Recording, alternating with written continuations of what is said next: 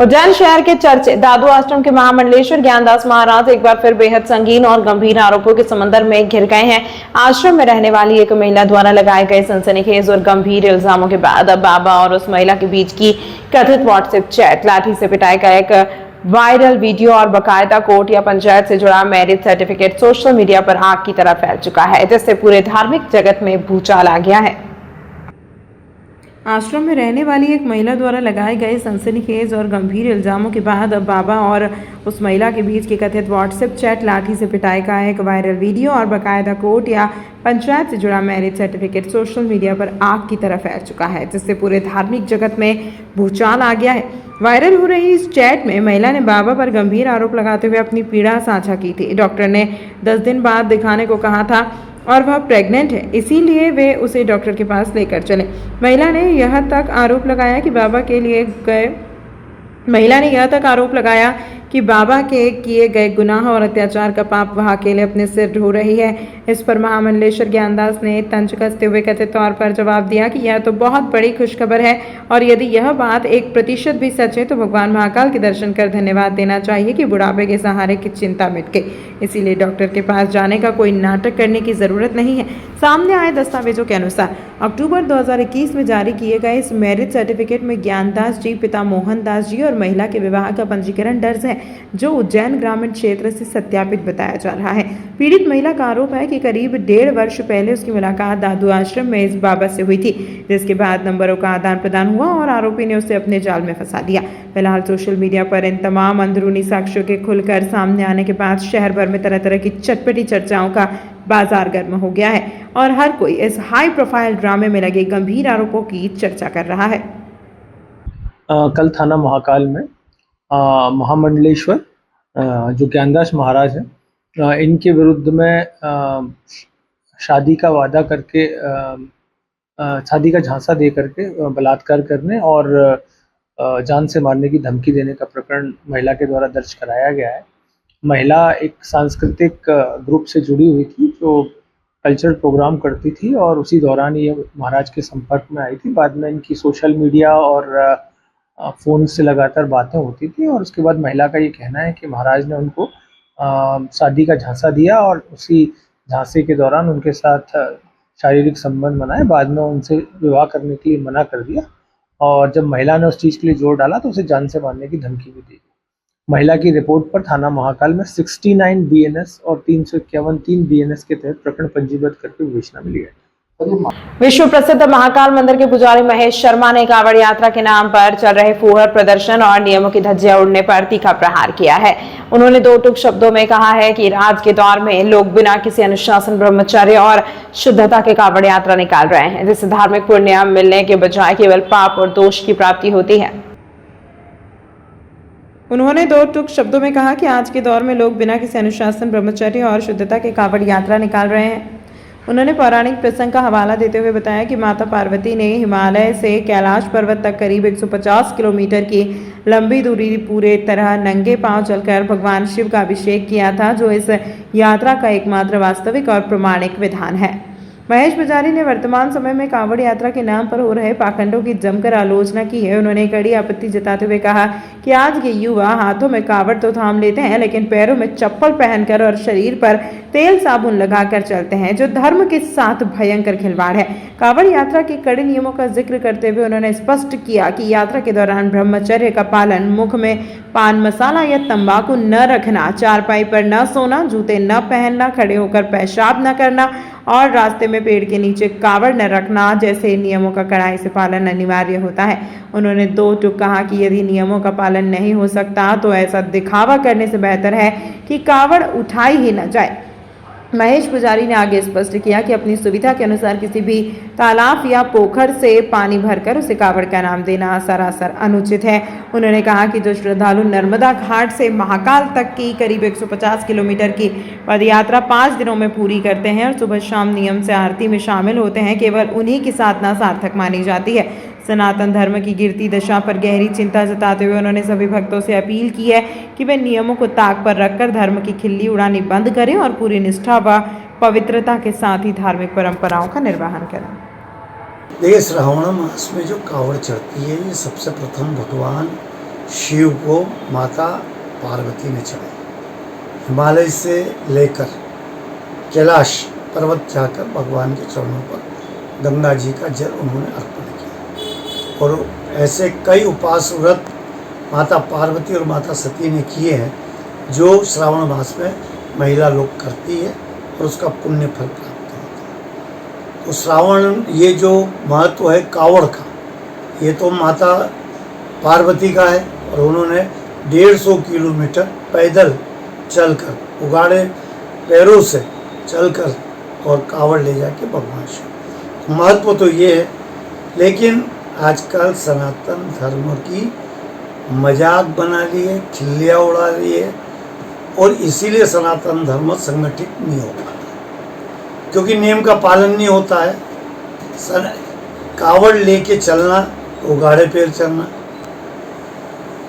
रास्ते में न तो पेशाब करना, न शौच करना, न सिगरेट, न बीड़ी, न पान या अन्य विषण नहीं करना। 5 दिन ये यात्रा होती है तो इस 5 दिन तक शरीर पर तेल तक नहीं लगाया जाना चाहिए। ऐसे कई कठोर नियम इस कावड़ के हैं जो पालन श्रद्धालु को करना चाहिए। लेकिन लगभग आप कावड़ को देखते हैं, आप तो चैनल वाले हैं, जब कावड़ की स्थिति देखते हैं और कावड़ लेकर लोग चलते हैं तो आपने ये भी देखा होगा कि हाथ में तो कावड़ है और पैरों में चप्पल है। तो ये जो होता है ये सनातन धर्म का पुण्य नहीं होता है, इससे कहीं ना कहीं दोष होते हैं। इसलिए कावड़ ना उठाना अच्छा है, और यदि कावड़ उठाना है तो पूरे नियम से उठाना। दूसरी बात और इसको मजाक बना दिया है कि किसी भी नदी से, किसी भी तालाब से, हमारी त्रिवेणी से उठाकर या अन्य गांव-गांव के तालाबों से, कुओं से पानी लेकर जो लोग कावड़ नाम दे के आते हैं वो ठीक नहीं है, वो पुण्य नहीं होता है, उससे कहीं ना कहीं दोष लगता है, क्योंकि हम नाम कावड़ दे रहे हैं और कावड़ का पुण्य नहीं कर पा रहे हैं। तो जब कावड़ का हम पुण्य नहीं कर पा रहे हैं और नाम वो दे रहे हैं तो भी दोष है। इसलिए आप जल ला सकते हैं किसी भी पवित्र स्थान का, कुएं का जल लाएं, पवित्र जल है, आप क्षिप्रा जल लाएं, पवित्र जल है, वो ला के भगवान को चढ़ाएं, ये आपका पुण्य है। लेकिन इसे कावड़ नाम देना ये अनुचित है। सनातन धर्म के मैं हर प्राणी से, हर भक्त से अपील करता हूँ कि इसमें सुधार करें और सुधार करके वास्तविक कावड़ लेके 150 किलोमीटर चले तो उसका पुण्य। कहाँ से लाना, फिर किस प्रकार से? देखिए हमारे इसमें तो वैसे तो गंगा जी से लाना, हरिद्वार से भरना और वैद्यनाथ धाम पे चढ़ाने का महत्व है। लेकिन धीरे धीरे धीरे धीरे हर कहीं शिवालयों पर ये परंपराएं प्रारंभ की है। ठीक है, भक्ति हो सकती है, भक्ति का स्वरूप हो सकता है, लेकिन ये पुण्य का स्वरूप नहीं हो सकता, क्योंकि माता ने हिमालय से लेकर कैलाश गई थी। इसलिए हम हिमालय हरिद्वार से को मानते हुए वैद्यनाथ धाम जो है हमारा, वहाँ चढ़ाने का 150 किलोमीटर का 135 किलोमीटर कर रहे हैं। लेकिन कुछ लोग हमारी माँ नर्मदा को भी पुण्यस्थली मानते हैं, इसलिए नर्मदा घाट से भी भरकर महाकाल तक जो आते हैं ये 150 किलोमीटर है, वो 5 दिन की यात्रा करके आते हैं, ये पूरा पुण्य है। इसलिए जो भी यात्री, जो भी भक्त, जो भी सनातनी इस प्रकार की यात्रा करेगा वही पुण्यदायक है। राज जोशी, उज्जैन। विश्व हिंदू परिषद मालवा प्रांत की आगामी 6 माह की कार्य योजना, संगठन विस्तार एवं विभिन्न आयामों की गतिविधियों को लेकर 3 दिवसीय प्रांतीय बैठक का शुभारंभ उज्जैन में हुआ। बैठक में मालवा प्रांत के 29 जिलों से 350 से अधिक पदाधिकारी एवं कार्यकर्ता शामिल हुए। बैठक में संगठन के आगामी कार्यक्रमों, सेवा कार्यों, सामाजिक समरसता, संस्कार, गौरक्षा एवं जनजागरण सहित विभिन्न विषयों पर विस्तार से मंथन किया गया। इसे सुदृढ़ बनाने के लिए प्रत्येक कार्यकर्ता को समाज के बीच सक्रिय भूमिका निभानी होगी। उन्होंने बताया कि संत शिरोमणि गुरु रविदास की 650वीं जयंती तथा अशोक सिंघल की शताब्दी वर्ष के अवसर पर समाज के विभिन्न वर्गों को साथ लेकर जनजागरण एवं संगठनात्मक कार्यक्रम आयोजित किए जाएंगे। इस अवसर पर केंद्रीय मंत्री एवं अखिल भारतीय सेवा प्रमुख अजय पारेख, मातृशक्ति की राष्ट्रीय संयोजिका सरोज सोनी, दुर्गा वाहिनी के राष्ट्रीय सह संयोजिका पिंकी पवार, क्षेत्र संगठन मंत्री राजाराम, क्षेत्र गौरक्षम प्रमुख सोहन विश्वकर्मा, प्रांत अध्यक्ष मुकेश जैन, प्रांत उपाध्यक्ष माला ठाकुर, अजय कोठी, प्रांत मंत्री विनोद शर्मा तथा प्रांत संगठन मंत्री खगेंद्र भार्गव, महेश अंजना प्रमुख, प्रचार प्रमुख गन्नी चौक से राजेश अंजना सहित अन्य पदाधिकारी उपस्थित रहे। पदाधिकारियों ने बताया कि आगामी 6 माह में संगठन की गतिविधियों को समाज के विभिन्न वर्गों तक पहुंचाने के लिए व्यापक स्तर पर कार्यक्रम आयोजित किए जाएंगे। परिषद के अनुसार स्वामी लक्ष्मणानंद ने जनजातीय क्षेत्रों में शिक्षा, स्वास्थ्य, महिला एवं बालिका शिक्षा, गोवर्धन तथा भारतीय संस्कृति के संरक्षण के लिए लंबे समय तक कार्य किया।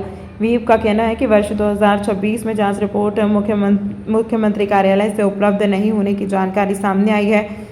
इस संबंध में गृह विभाग द्वारा प्राथमिकी दर्ज किए जाने की भी बात कही गई है। परिषद ने वर्ष 2026 को स्वामी लक्ष्मणानंद सरस्वती की जन्म शती वर्ष के रूप में सेवा, जनजागरण एवं स्मृति कार्यक्रमों के माध्यम से मनाने का आह्वान किया। जानकारी विश्व हिंदू परिषद बजरंग दल जिला प्रचार प्रमुख हरिशंकर जी एवं प्रचार प्रसार प्रमुख राज जोशी द्वारा दी गई।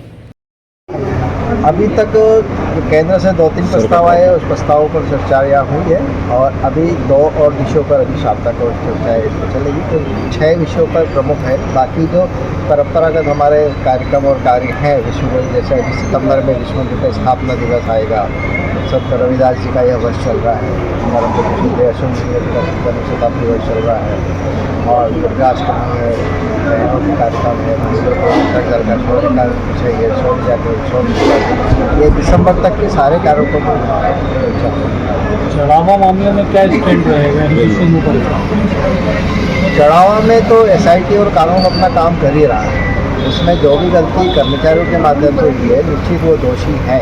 और आस्था का ज़्यादा विषय है, आस्था पे तो दोषी ही है, क्योंकि कहीं का भी राम मंदिर या कोई सा भी मंदिर पे अगर किसी भी हिंदू का चढ़ाया हुआ पैसा कहीं गलत जगह उपयोग होता है तो वह जो है हमको उसके लिए बहुत ज़्यादा हृदय में पहुँचता ही पहुँचता है।